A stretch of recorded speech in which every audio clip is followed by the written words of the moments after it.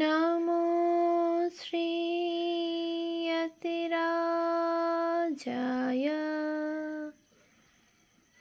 বিবেকানন্দসূরয়ে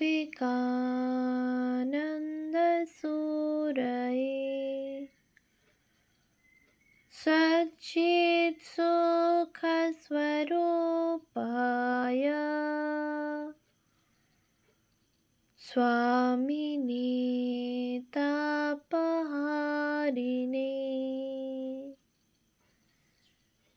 পূজনীয় স্বামী গম্ভীরানন্দজি মহারাজের রচনা যুগনায়ক বিবেকানন্দ প্রথম খণ্ড গ্রন্থ থেকে পাঠ।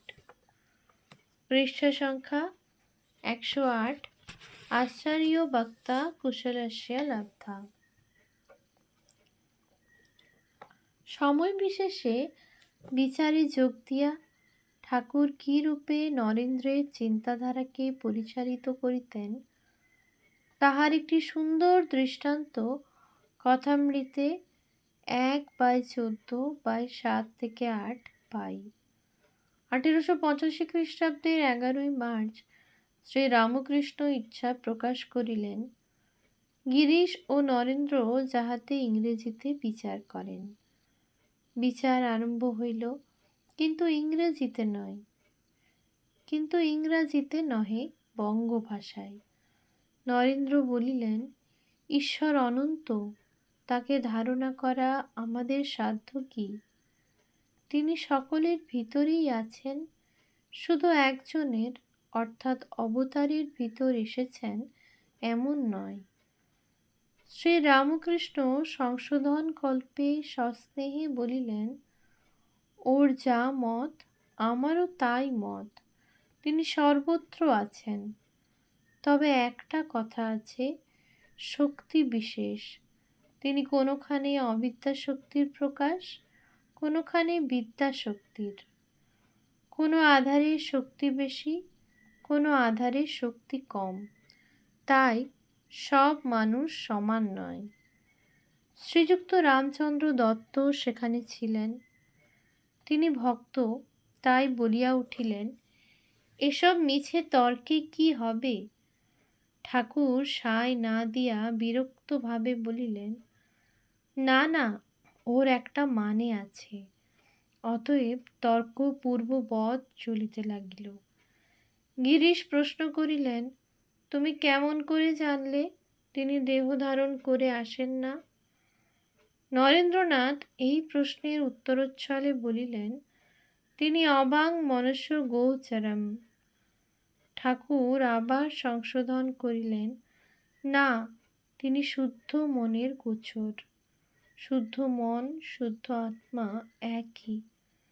ঋষিরা শুদ্ধ মন, শুদ্ধ আত্মার দ্বারা শুদ্ধ আত্মাকে সাক্ষাৎকার করেছিলেন।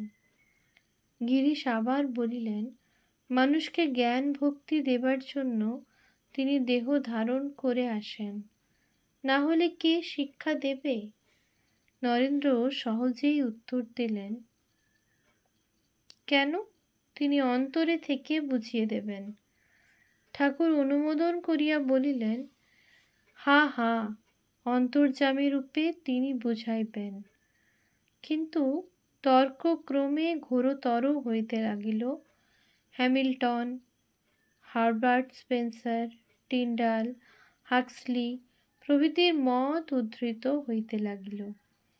তখন ঠাকুর মাস্টার মহাশয়কে বলিলেন, দেখো, এগুলো আমার ভালো লাগছে না। আমি সব তাই দেখছি, বিচার আর কি করব? দেখছি তিনিই সব হয়েছেন। তাও বটে, আবার তাও বটে। তিনিই সব হয়েছেন, তাও বটে, আবার তাও বটে। এক অবস্থায় অখণ্ডে মন বুদ্ধি হারা হয়ে যায়, আবার দুথাক না নামলে কথা কইতে পারি না। বেদান্ত শঙ্কর যা বুঝিয়েছে তাও আছে, আবার রামানুজের ঈশ্বর হয়েছেন, আবার রামানুজের বিশিষ্টাদ্বৈতবাদও আছে। আমি দেখছি তিনিই সব হয়েছেন, তিনিই জীব জগৎ ও ঈশ্বর হয়েছেন। আমি তাই দেখছি সাক্ষাৎ। আর কি বিচার করব?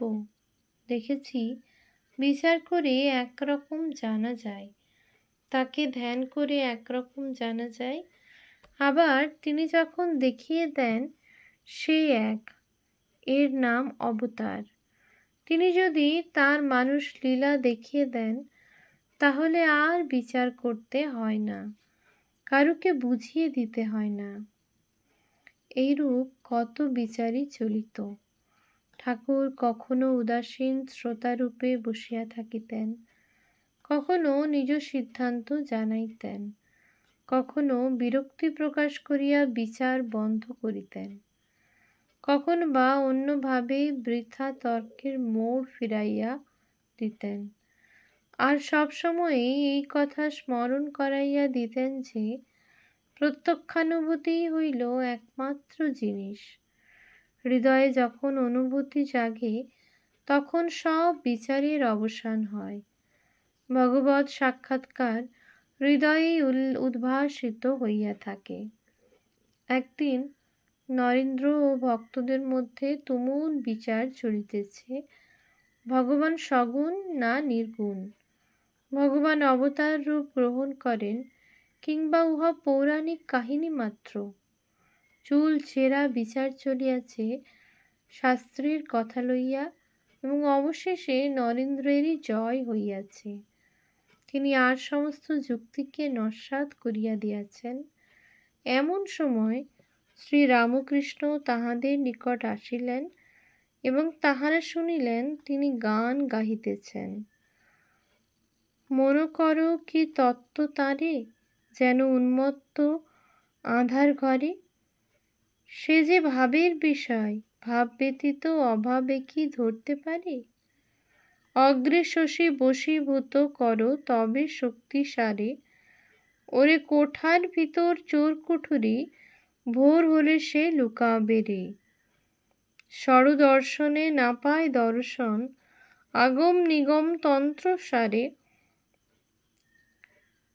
সে যে ভক্তিরসের রসিক, সদানন্দে বিরাজ করে পুরী। হলে ভাবের উদয় লয়, সে কেমন লোহারে চুম্বক ধরে। সে ভাব লাগি পরম যোগী, যোগ করে যুগ যুগান্তরে।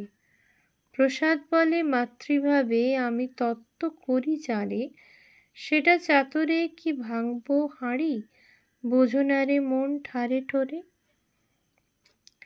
অমনি তার্কিকগণ এক অপূর্ব ভাবে বিভোর হইয়া সেই সুধাময় কণ্ঠের মনোমুগ্ধকারী সঙ্গীত শ্রবণ করিতে লাগিলেন।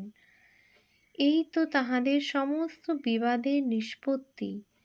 বস্তুত ঠাকুর নিজ অনুভূতির স্তর হইতেই কথা কহিতেন এবং ইচ্ছা মতো সে অনুভূতি অপরের মনে অনুসংক্রামিত করিতে পারিতেন।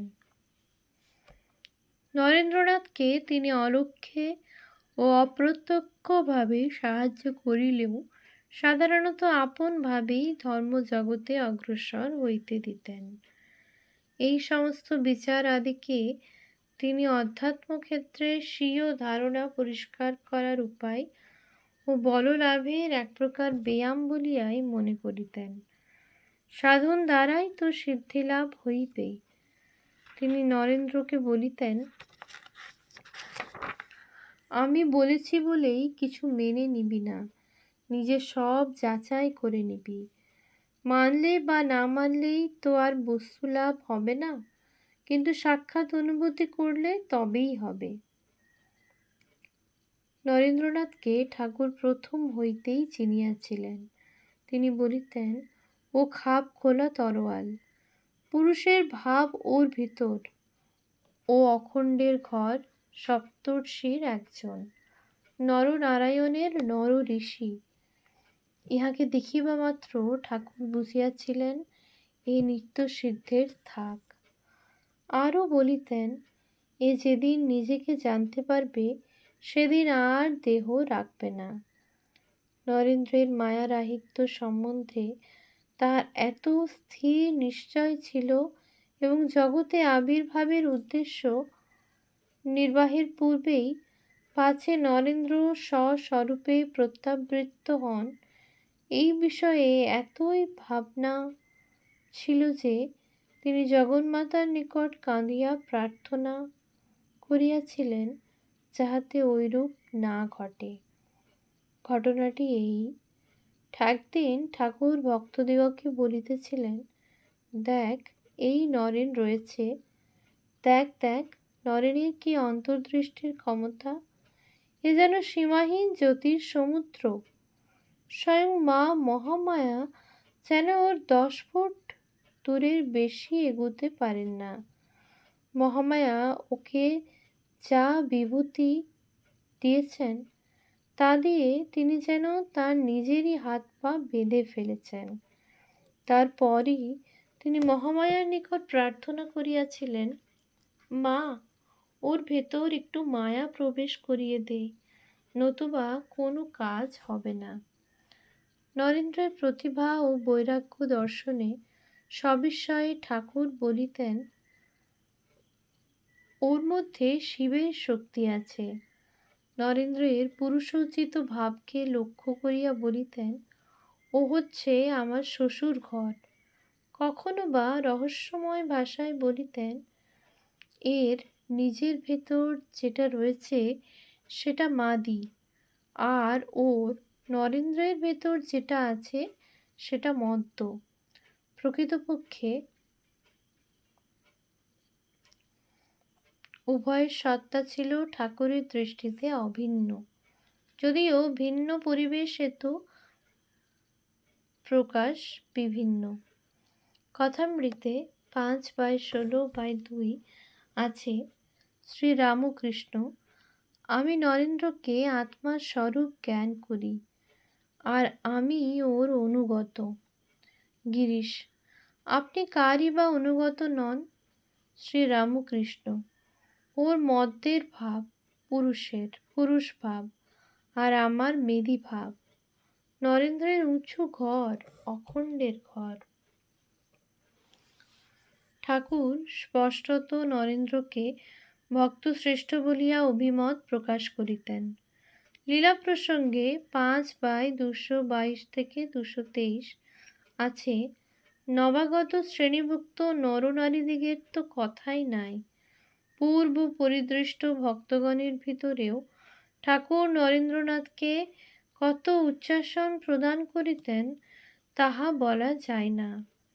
উহাদিগের মধ্যে কয়েকজনকে নরেন্দ্র, রাখাল, বাবুরাম, যোগেন, নিরঞ্জন ও পূর্ণ নির্দেশ করিয়া তিনি বলিতেন, ইহারা ঈশ্বরকোটি অথবা শ্রী ভগবানের কার্যবিশেষ সাধন করিবার নিমিত্ত সংসারে জন্ম পরিগ্রহ করিয়াছে। ওই কয়েক ব্যক্তির সহিত নরেন্দ্রের তুলনা করিয়া তিনি এক দিবস আমাদিগকে বলিয়াছিলেন, নরেন্দ্র যেন সহস্র দল কমল। এই কয়েকজনকে ওই জাতীয় পুষ্প বলা যাইলেও ইহাদিগের কেহ 10, কেহ 15, কেহ বা বড়জোর 20 দলবিশিষ্ট পদ্ম। অন্য এক সময় বলিয়াছিলেন, এত সব লোক এখানে আসিল, নরেন্দ্রের মতো একজনও কিন্তু আর আসিল না। কথামৃতে লিপিবদ্ধ এ জাতীয় অনেক কথা আমরা পূর্বেই উদ্ধৃত করিয়াছি। এখানে বিশেষ করিয়া চতুর্থ ভাগের 4/23/7 কয়েকটি কথার প্রতি পাঠকদের দৃষ্টি আকর্ষণ করিতেছি। এত ভক্ত আসছে, ওর মতো একটি নাই। পদ্ম মধ্যে নরেন্দ্র সহস্রদল,